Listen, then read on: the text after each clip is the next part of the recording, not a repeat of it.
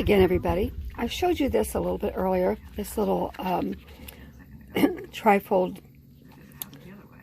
pocket that I made, and I thought I would just show you how I actually made this and the materials that I used. Sorry for the shadows. I'm trying to figure all this out. I'm brand new at trying to record as I go.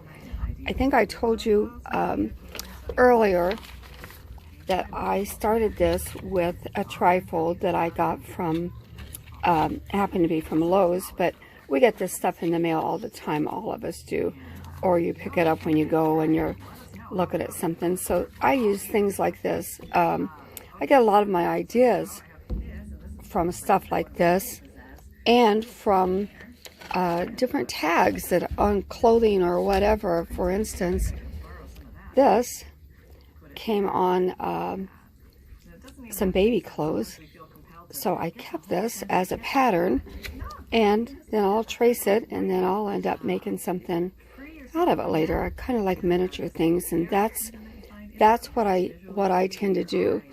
Today I'm going to be using I made a pattern for a miniature file folder, and I happened to see this on something that I bought, I think one of my punches, and it had it on the paper on it, and I thought, well, that's super cool. That should be easy to make.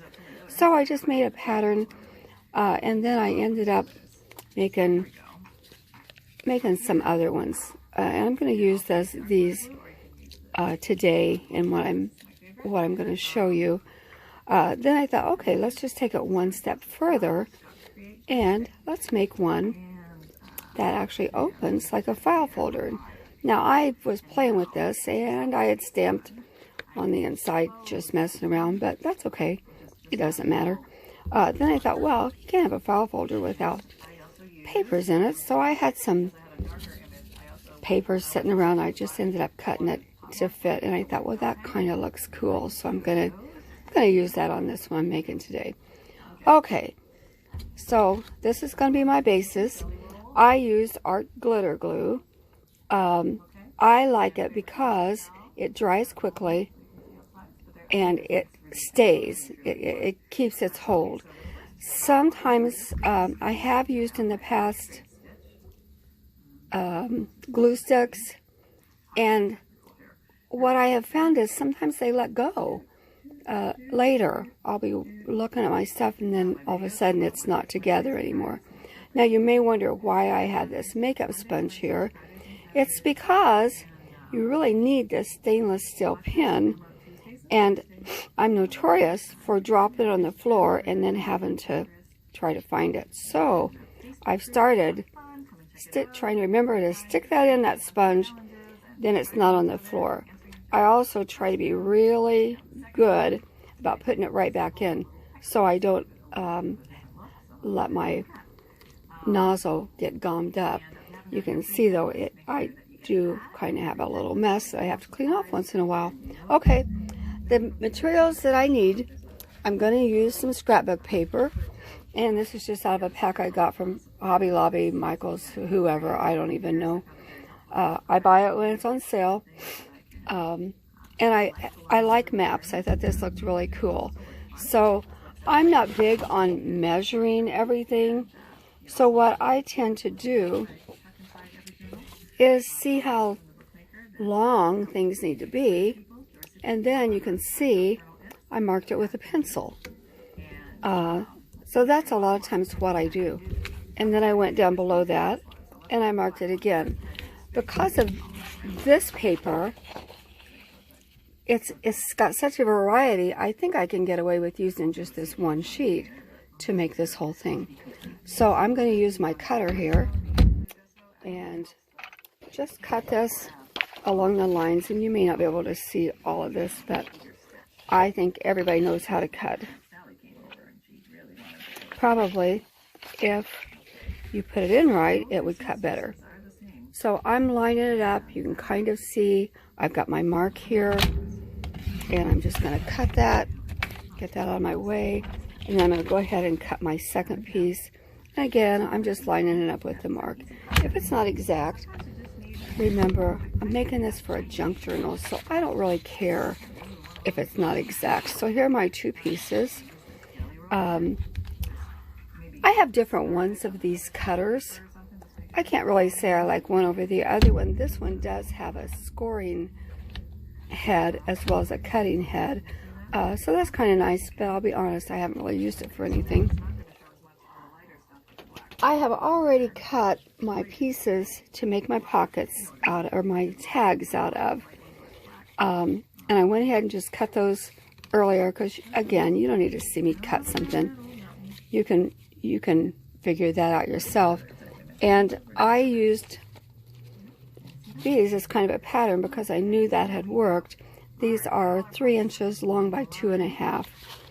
And this one I think is about 3 3/4 long.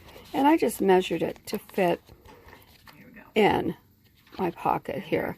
No science. Yours may vary with, if you choose to use an envelope like this, yours may vary that way. So whatever size you need, that's what I end up doing. I went ahead, as I said, got these out of the way to start with. I'm also going to use for my insides this envelope, and I told you in the previous video that we have a little flea market here, and I bought a whole box of envelopes. Some of them, like this one, it's just the front of it. It didn't have the whole envelope, but I don't really care. This one is from, let's see, I saw in here 1960 somewhere. I'm probably looking right at it, but anyway, I think it might be a soldier.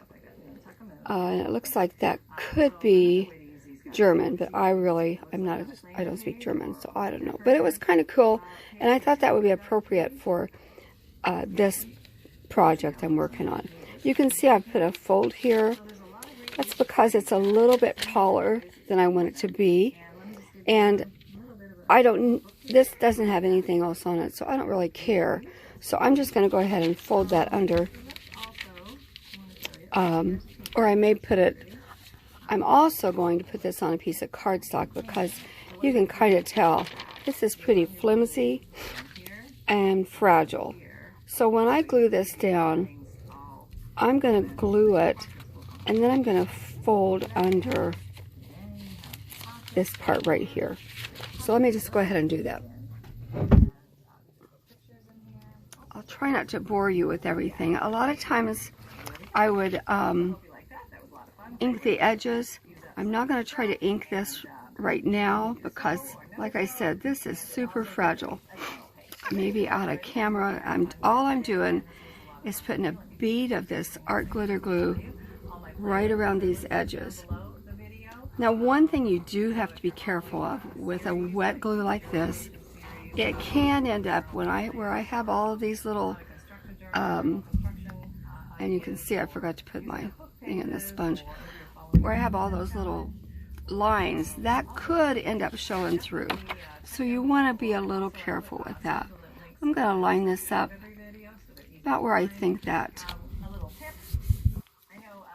edge is, and then I'm just folding this up.